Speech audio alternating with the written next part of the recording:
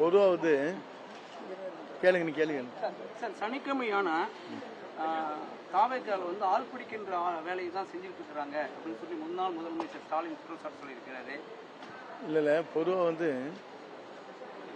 அறிவாலயத்தில் அன்றைக்கி நடந்த நிகழ்ச்சி பார்த்துருப்பீங்க. வேறு கட்சியிலேருந்து வந்த ஒரே ஒருவரை அதுக்கு ஒரு பெரிய விழா எடுத்து பெரிய சாதனை சரித்திரம் படைத்த மாதிரி பண்ணியிருக்காங்க. எங்களை பொறுத்தளவுக்கு எப்படி இருக்குன்னு சொன்னால், ஆள் பிடிக்கிற வேலை எங்களுக்கு தேவை, அது போன்ற நிலைகள் இல்லை. தமிழக வெற்றி கழகத்துறை தலைவரை நாடி மக்கள் வருகிறார்கள். பல்வேறு இயக்கங்களிலிருந்து வருவது என்றைக்குமே நடைபெறுகிற ஒன்று.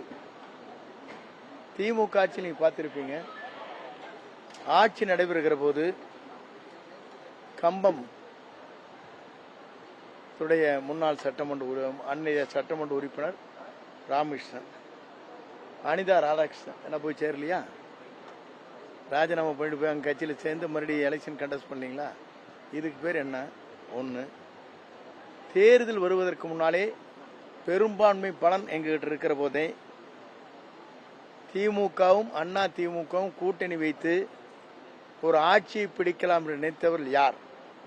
அதற்கு அவரெல்லாம் பதில் சொல்றேன். இதுவரையிலும் தமிழக வரலாற்றில் அண்ணா திமுகவோடு திமுக இணைந்து ஒரு ஆட்சியை பிடிக்கலான்னு ஒரு சதிவலை பின்னியது இதுதான் முதல் தடவை. அதை முறியடித்த பெருமை தமிழக வெற்றி கழகத்துறை தலைவராக இருக்கிற நம்முடைய இன்றைய முதல்வர், என்றைக்கும் முதலமைச்சராக அரியணையில் அமரக்கூடிய தளபதி ஒருவரால் தான் முடிந்திருக்கிறதே தவிர யாராலும் இல்லை.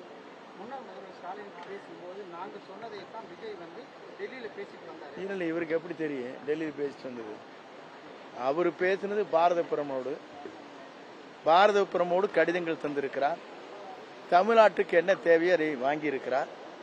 ஒன்றே இடத்தில் கேட்க விரும்புகிறேன், அவர் அதுக்கு பதில் சொல்லிட்டு, தமிழ்நாட்டில் சோலார் எனர்ஜி என்று சொல்லப்படுகிற சூரிய வெப்பத்தால் மின்சாரம் நாம் தயாரிக்கின்ற போது வேறு அண்டை மாநிலங்களாக இருக்கிற கர்நாடகம், ஆந்திரா, மகாராஷ்டிராவில் மத்திய அரசால் ஒரு மெகாவாட்டிற்கு 1 கோடி ரூபாய் நிதியை பெறுகிற அந்த மானியத்தை பெற்ற பெருமை அந்த மாநிலத்தில் இருக்கிறது.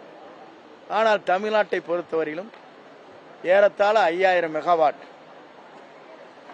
சோலார் எனர்ஜி என்று சொல்லப்படுகிற சூரிய வெப்பத்தால் மின்சாரம் தயாரிக்கின்ற போது 1 ரூபாய் கூட மத்திய அரசால் மானியத்தை அவர்கள் பெற முடியவில்லை. அதற்கு என்ன காரணம் என்பதை அவர் பதில் சொல்லட்டும்.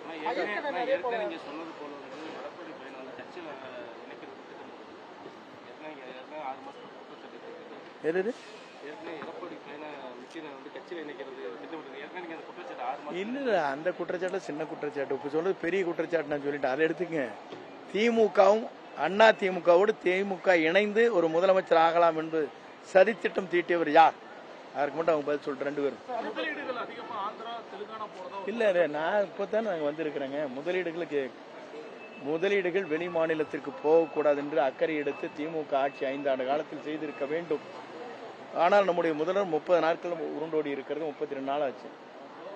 இந்த மாநிலத்தில் எவ்வளவு தொழிலை துவங்கலாம், அண்டை மாநிலத்தை காட்டிலும் நம்முடைய தமிழ்நாட்டில் எப்படி தொழிலை துவங்குவது என்பதை எல்லாம் ஆய்ந்து வருகிறார். ஒரு குறிப்பிட்ட கால டைம் கொடுக்கணும் இல்லையா?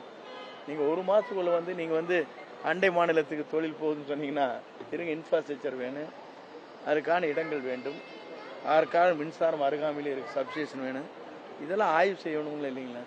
இதையெல்லாம் செய்ய வேண்டிய நேரம் நம்முடைய முதல்வர் அதை எடுத்துக் கொண்டிருக்கிறார். ஒவ்வொரு துறையுமே ஆய்வு செய்கிறார். துறை வாரியாக ஆய்வு செய்து எப்படி நம் பணிகளை ஆற்ற வேண்டும் என்று அக்கறையோடு செய்கிறார். அறிக்கை விடுற முதலமைச்சர் இல்லை இவர். இருங்க, செயல்படுத்துகிற முதலமைச்சர், தன்னுடைய செயலால் மக்களை ஈர்க்கக்கூடிய முதலமைச்சர், மக்கள் பாராட்டதை பெறக்கூடிய முதலமைச்சர். ஆகவேதான் செயல் வடிவத்தில் இருக்கிறார். என்ன சொன்னீங்க? வருவாய்த்துறையோட அப்டேட் இல்லைங்க சார். நிறைய எம்ப்ளாயிஸ் ரிட்டையர்ட் ஆகி போயிட்டு வந்துட்டு இருக்காங்க. இல்லை, வருவாய்த்துறையை பொறுத்தவரையிலும் தேவையான பணிகளை உருவாக்குவதற்கு நடவடிக்கை நாங்கள் மேற்கொண்டு வருகிறோம். எந்தெந்த பணி காலி இடங்கள் இருக்கிறதோ அதை நிரப்புவோம். வருவாய்த்துறையில் பல்வேறு மாற்றங்களை 3 மாத காலத்தில் நீங்கள் பார்க்க போகிறீர்கள். வருவாய்த்துறையும் அதே நேரத்தில் தொழில்நுட்பம் இங்கே இருக்கிற ஐடி, அதே போல பத்திரப்பதிவு இணைந்து அன்றைக்கு ஒரு கூட்டம் நடைபெற்றிருக்கிறது. இனி பத்திரப்பதிவாக இருந்தாலும் சரி, வருவாய்த்துறையில் இருக்கிற டேட்டா என்ட்ரி சொல்வார்களே, இதையெல்லாம் சரி செய்வதற்காக கூட்டங்கள் கூட்டப்பட்டிருக்கிறது. இந்த பொறுத்திருங்கள். 3 மாத காலத்திற்கு பிறகு ஒவ்வொரு துறையும் எப்படி செயல்படுத்த வேண்டும் என்பதை நம்முடைய முதல்வர் அவர்கள் அறிவுரை வழங்கியிருக்கிறார்கள். அந்த அறிவுரை ஏற்று ஒவ்வொரு துறையும் சாதனை படைக்கும். டிஜிட்டல் மையத்துக்கு ஏதாவது வாய்ப்பு இருக்கு சார்? வருவாய்த்துறை முக்கியமான கேட்கறது அவங்க இல்ல எல்லாருமே இல்ல டிஜிட்டல் முறையை கொண்டு வருவதற்காகத்தான் ஐடி அந்த துறையை அழைத்து நாங்கள் பேசியிருக்கிறோம். எல்லாமே ஆன்லைன் மூலமாக இப்போது பதிவு செய்யப்பட்டு வருகிறது.